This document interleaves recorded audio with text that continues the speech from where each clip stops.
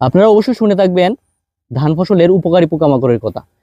তো আমার সামনে যে পোকাটি দেখতে পাচ্ছেন, এটি ধানের উপকারী পোকা মাকড়। এই মাকড় যাদের ধান জমিতে বেশি পরিমাণে আছে তারা অবশ্যই সৌভাগ্যবান, কারণ আমরা সাধারণত অতিরিক্ত পরিমাণে বিষ প্রয়োগ করে কিন্তু ধানের উপকারী পোকা সহ ক্ষতিকর পোকাকে মেরে ফেলি। সেক্ষেত্রে কিন্তু আপনাদের কীটনাশক খরচও বেড়ে যায়।